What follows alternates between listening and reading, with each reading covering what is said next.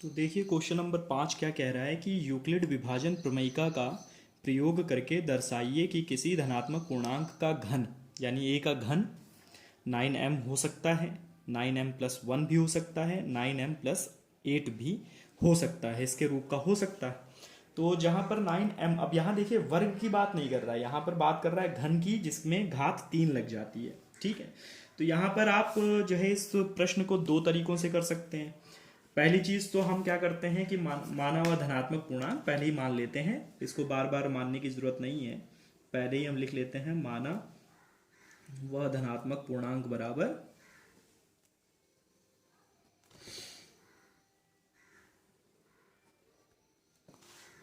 ए है। ठीक है, अब यूक्लिड विभाजन प्रमेयिका के अनुसार क्या होता है कि ए बराबर बी क्यू प्लस आर होता है। ठीक, तो यहाँ पर आपने ये देखा, ये तो हमने मान लिया कि धनात्मक पूर्णांक ए है। यहाँ पर जो बी है वो बी बराबर क्या है, यहाँ जो बी है वो बी बराबर है 9। क्या है? 9। ठीक, और आर जो है यहाँ पर वो आर 3 दे रखे हैं, एक तो 0 दे रखा है पहली कंडीशन में। भाई 9m जहाँ पर दे रखा है इसमें आर क्या है? 0 है। 9m+1 दे रखा है तो यहाँ पर आर क्या है? 1 है। और 9m+8 दे रखा है तो यहाँ पर आर जो हमारा वो 8 है। तो ये तीनों कंडीशन हमको देखनी है, इन तीनों कंडीशन को ही देख करके हम इसको सॉल्व करेंगे। तो हम यहाँ पर दो तरीकों से लगा सकते हैं इस प्रश्न को। तो पहला तरीका जो हम देखेंगे, मैं आपको कोशिश करूंगा कि दोनों ही तरीके समझा दूं। पहला तरीका, अब जैसे हमारे पास जो है जो v की वैल्यू दे रखी है वो 9 दे रखी है। अगर हम अंडर रूट b निकाल लें तो हमारे पास आ जाएगा 3। ठीक है, इसका वर्गमूल निकाल लेते हैं, ये हमारे पास आ गया 3। तो हम यहाँ b की वैल्यू 3 भी मान सकते हैं। अगर हम b की वैल्यू को 3 मान लेते हैं, ठीक है, कि a एक धनात्मक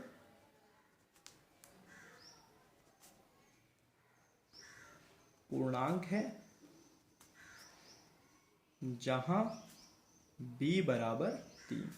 ठीक है, अब जब b बराबर हमने 3 मान लिया और ये भाजक है, तो आपको ये तो पता ही है कि जो 0 होता है वो शेषफल, शेषफल मतलब r से या तो छोटा होगा या r के बराबर होगा, और जो शेषफल होगा वो भाजक से हमेशा छोटा होगा। तो इसका मतलब अगर भाजक 3 है, ठीक है, b अगर 3 है तो हमारा r जो होना चाहिए वो क्या होना चाहिए? वो या तो 0 हो सकता है या 1 हो सकता है या 2 हो सकता है। 3 हो ही नहीं सकता क्योंकि ये बराबर नहीं हो सकता, और 3 से ज़्यादा भी नहीं हो सकता। ठीक है, तो अब हम इसको सॉल्व करना स्टार्ट करते हैं। जो पहली स्थिति हमारा दे रखा है, पहली स्थिति क्या है?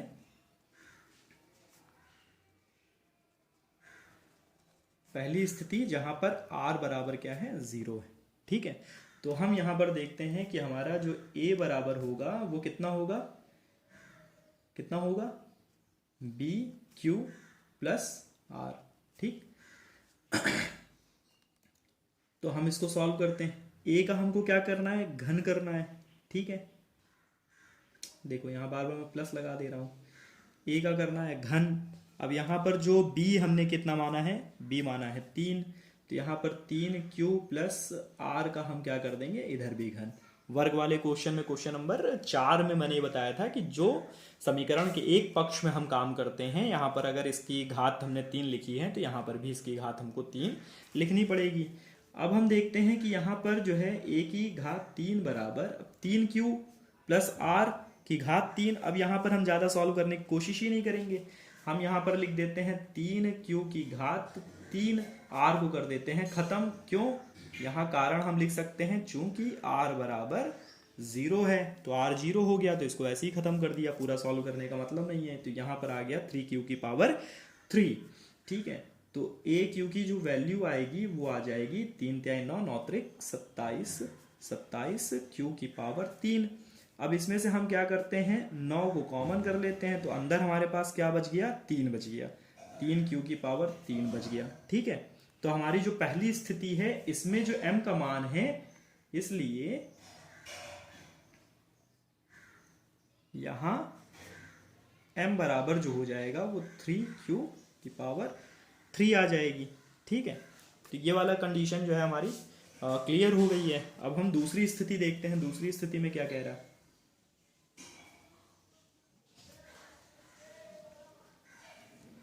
दूसरी स्थिति इसकी है r बराबर 1। ठीक, पहली स्थिति 0 थी, दूसरी स्थिति 1 है, तीसरी स्थिति 2 है। तो हम तीनों स्थितियों को देखेंगे। दूसरी स्थिति जब हमने देखी r बराबर 1 हो गया। अब यहां पर हम क्या करेंगे, a बराबर b q plus r, a की घात 3, b हमारा क्या है, b हमने क्या माना है, 3 माना है। देखिए ऊपर यहाँ पर जो है b बराबर क्या है, 3 है। ठीक है, तो यहाँ a की घात 3 हमने इधर किया, तो इधर भी हम क्या करेंगे, b की जगह पर 3 लिख देंगे, q लिख देंगे प्लस r और इसकी पावर कर देंगे 3। इसी को ही हम क्या लिख सकते हैं, 3q प्लस 1 की घात 3। अब यहाँ पर एक सर्वसमीका आपको याद होगी, a प्लस b की घात 3 बराबर क्या होती थी, ये हो जाता था a cube plus b Q plus 3ab bracket में a प्लस b। इसी को आप ऐसे भी लिख सकते हो, a cube plus b Q plus 3a square b plus 3ab square. ठीक है, ऐसे भी लिख सकते हो, ऐसे भी लिख सकते हो, ऐसे कर लोगे तो ज़्यादा अच्छा रहेगा। अब हम क्या करेंगे, इसको इसी सर्वसमीका के हिसाब से सॉल्व करेंगे। ठीक है, तो हम ए क्यू बार बार नहीं लिखेंगे, बल्कि यहाँ पर 3q, यानी ये a की जगह पर है तो इसकी घात हो गई 3, 3q की घात 3 प्लस 1 है, इसकी घात भी हो गई 3। अब 3a स्क्वायर b है, तो 3a स्क्वायर यानी 3q का स्क्वायर और b यानी 1 प्लस 3a ऐसे ही लिख देंगे 3q और b की घात 2। ठीक है, ये हो गया। अब इसके आगे हम देखते हैं, 3 तिहाई 9, 9 त्रिक 27, तो यहाँ हो गया 27 q की घात 3 प्लस 1 को ऐसे ही लिख देंगे प्लस 3 तिहाई 9, सॉरी पहले तो इसी को अंदर जो है सॉल्व कर लेंगे। 3 तिहाई 9 हो जाएगा अंदर, 9 त्रिक 27 हो जाएगा। देखिए यहाँ स्क्वायर लगा है ना, तो 3 का 3 से गुणा होगा तो 3 तिहाई 9 हो जाएगा, और बाहर भी 3 है तो 9 त्रिक 27 हो जाएगा। तो यहाँ पर हो जाएगा 27 की q की घात 2। ठीक, 1 से गुणा करेंगे तो वही रहेगा प्लस, अब यहाँ पर हो गया 3 तिहाई 9, 9 एकम 9। एक के ऊपर स्क्वायर जो है लगा हो या 1 की घात 2 हो तो उसकी वैल्यू 1 ही रहती है, तो 3 तिहाई 9q हो जाएगा। ये हो गया 9q। अब हमको क्या करना है, इस एक को सबसे लास्ट में कर देते हैं, 27q plus 27q square plus 9q plus 1, इस एक को अलग कर दिया। अब इन सब में से हमने क्या करा, 9 को बाहर कर लिया। किसको, 9 को बाहर कर लेते हैं, तो अंदर हमारे पास यहाँ क्या बच जाएगा, 27 में से 9 चला गया, 9 त्रिक 27, 3 q की घात 3 प्लस यहाँ से भी 9 बाहर चला गया तो 3 q की घात 2 प्लस यहाँ से भी 3 बाहर चला गया तो यहाँ हो गया 3q। ठीक, नहीं 9 चला गया, 3 नहीं 9 चला गया ना, तो 9 जब चला गया तो यहाँ सिर्फ q बचेगा, यहाँ लगा देते हैं ब्रैकेट, यहाँ लगा देते हैं 1, 1 जो है वो क्या है, r है। ठीक, प्लस में है तो इसको बाहर ब्रैकेट के बाहर लिखेंगे तो ये r है। बाकी हमारे पास यहाँ, इसलिए हम लिखेंगे यहाँ पर जो m है, m बराबर हो जाएगा 3q की घात 3 plus 3q square plus q। ये हो गया हमारा m। ये दूसरी स्थिति में जब हमने शेषफल 1 माना था, तब दूसरी स्थिति में m की वैल्यू हमारे पास 3q की घात 3 प्लस 3q की घात 2 प्लस q, ये m की वैल्यू आ गई। अब हम तीसरी स्थिति देखते हैं, जहां पर हम शेषफल यहां पर क्या देख रहे हैं, 2 देख रहे हैं। ठीक है, तीसरी स्थिति,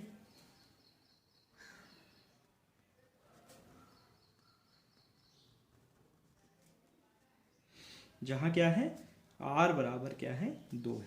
ठीक है, जब हम सॉल्व करेंगे ना 9m प्लस 8 वाला, ये आप देखिए प्रश्न यहाँ पर लिखा ना 9m प्लस 1, यहाँ देखिए m की वैल्यू ये आ गई और प्लस में 1 है, r यहाँ पर 1 हो गया।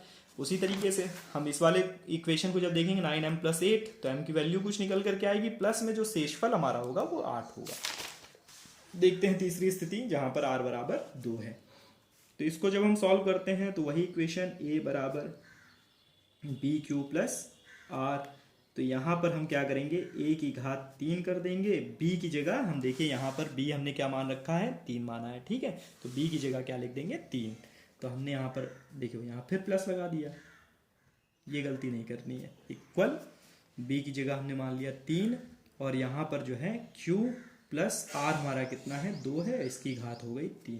ठीक है, अब सर्वसमिका जो मैंने पहले बताई थी a की घात 3 b की घात 3 प्लस 3 a की घात 2 b प्लस 3 a b की घात 2, इसको लगाना है। ठीक, तो बराबर हो गया 3q की घात 3, फिर b की जगह पर है 2, इसकी घात 3 प्लस 3 ब्रैकेट में a के मान हो गया 3q और इसका स्क्वायर हो जाएगा, b को ऐसे ही लिख देंगे, फिर उसके बाद 3, अब a को हम ऐसे ही लिख देंगे और b की घात 2 कर देंगे। ठीक है, ये क्लियर है।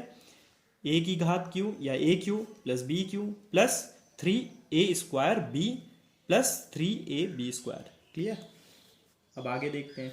3 दिया 9 त्रिक 27 हो जाएगा, 27q प्लस 2 दूनी 4, यहाँ देखो q लगाना था, b की पावर 3, तो 2 दूनी 4 दूनी 8 हो गया, प्लस 3 तिहाई 9 और 9 त्रिक 27, 27 दूनी कितना होता है 54, तो 54q स्क्वायर प्लस 3 तिहाई 9 और 9 चौको 36, 36q हो गया। क्लियर है ना इतना।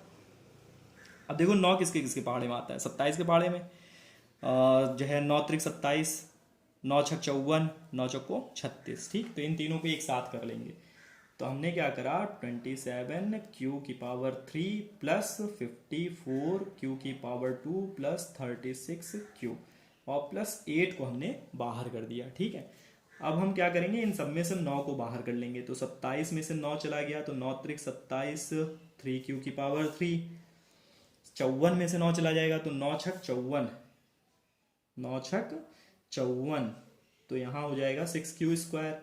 36 में से 9 चला गया तो 9 चौको 36, 4q बचा प्लस 8 को हमने बाहर कर दिया। देखिए यहाँ पर 8 बच रहा है ना, यहाँ था ना 9m प्लस 8, तो 8 हमारा बाहर हो गया।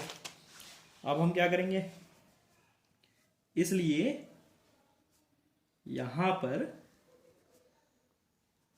जो m बराबर है वो हमारे पास क्या आ गया, देखो 9m प्लस 8 था, तो यहां पर हमारा m की वैल्यू आ गई 3, q की पावर 3 प्लस 6, q की पावर 2 प्लस 4q, ये हमारी हो गई m की वैल्यू। भाई हम इसी को यहां पर ऐसे भी लिख सकते हैं ना, 9 ये m की जगह हो गया तो m प्लस ये 8 है r की जगह, तो हमने इसको लिख दिया। तो इस तरह से जो हमारा प्रश्न था क्या था, यूक्लिड विभाजन प्रमेयिका का प्रयोग करके दर्शाइए कि किसी धनात्मक पूर्णांक का घन ये 9m प्लस 1 9m प्लस 8 के रूप में होता है। तो हमने इसको सॉल्व कर लिया, हमने देखा कि पहले वाले में m की वैल्यू इतनी आई तो होता है ऐसा, दूसरे वाले में m की वैल्यू इतनी आई तो ऐसा भी हो सकता है, m प्लस 1 भी हो सकता है और 9m प्लस 8 भी हो सकता है। तो इस तरीके से हमारा 5वां क्वेश्चन भी कंप्लीट हो गया और आई थिंक अब कोई इसमें कोई क्वेश्चन अगला है नहीं, तो इस वजह से ये एक्सरसाइज हमारी कंप्लीट हो गई। अब हमको ध्यान में क्या देना है, जो मैंने कहा था आपसे कि ये पहला तरीका मैंने बताया था कि पहला तरीका क्या है, यहाँ पर कि हमने b बराबर क्या किया 9 था तो हमने अंडर रूट b निकाल लिया 3, और हमने जब यहाँ पर क्वेश्चन को सॉल्व करना शुरू किया था तो हमने पहले ही लिख दिया कि एक धनात्मक पूर्णांक है जहाँ हम b क्या मान ले रहे हैं 3। ठीक है, यहाँ हम माना भी लिख दे रहे हैं ताकि आगे कोई कंफ्यूजन ना हो। अब दूसरा जो तरीका है, दूसरा तरीका इसमें मैं पूरा सॉल्व नहीं करूंगा, सॉल्व आप करेंगे, अगर कोई समस्या होगी तो आप कमेंट में मुझे लिख करके बता देंगे तो मैं उसको सॉल्व करके भी दिखा दूंगा। ठीक है, दूसरा तरीका हम क्या करेंगे, यहाँ b बराबर 9 ही लेंगे, b की वैल्यू हम 9 लेंगे। तो इससे क्या अंतर आएगा कि जहां पर आपने b की जगह 3 लिखा है तो 3 की पावर 3 कर दिया तो आपके पास आ गया 27। अब यहाँ 9 की पावर 3 हो जाएगी। ठीक है, तो 9 की पावर जब 3 लेंगे तो 9 9 81, 81 नवैया कितना होता है 729, ऐसी समथिंग 729 मेरे हिसाब से, गुणा करके एक बार देख लीजिएगा, 9 9 81, 9 गुणे 9 81 गुणे 9, तो ये हो जाता है 729, 729। ठीक है, तो यहाँ पर हो जाएगा 227 की जगह पर 729 हो जाएगा, बाकी यही रहेगा। और बाद में आपको क्या करना होगा, जैसे यहाँ पर मैं करके आपको थोड़ा सा पहले वाले में दिखा दे रहा हूँ कि हमने क्या करा कि यहाँ पर 9 मान लिया b बराबर, तो जब हम सॉल्व करेंगे तो a की पावर q बराबर हो जाएगा 9q का होल क्यूब। ठीक, तो ये हो जाएगा 729 इतना। अब हमको फिर क्या करना होगा, a क्यू बराबर 9 को बाहर कॉमन करना होगा, अंदर हमारे पास बच जाएगा 81 क्यू की पावर। तो यहाँ पर जो हमारे पास m की वैल्यू आएगी वो 81 क्यू की पावर 3 आ जाएगी। समझ में आया? यहाँ पर m की वैल्यू कितनी आ रही है, 3 क्यू की पावर क्यू। यहाँ पर क्या आ जाएगी, 81 क्यू की पावर 3। ठीक है, ये चीज आ जाएगा। उसी तरीके से यहाँ पर भी कैलकुलेशन में फर्क पड़ेगा। हमने 3 ले लिया तो उसके कारण क्या हुआ कि हमारी कैलकुलेशन सरल हो गई, लेकिन जब हम 9 लेकर के चलेंगे तो हमारी कैलकुलेशन थोड़ी सी, जहां जहां आप 3 देख रहे हो, 27 देख रहे हो, यहाँ पर ये चेंजेस आ जाएंगे। ठीक है, बस केवल इतना असर आएगा, बाकी और कोई दिक्कत नहीं है। आप लगा करके देखिएगा, अगर कोई समस्या होगी तो आप बताइएगा कमेंट करके, तो मैं इस आगे भी सॉल्व करूंगा। फिर देखते हैं अगली वीडियो में क्वेश्चन प्रश्नावली 1.2। तब तक के लिए जय हिंद।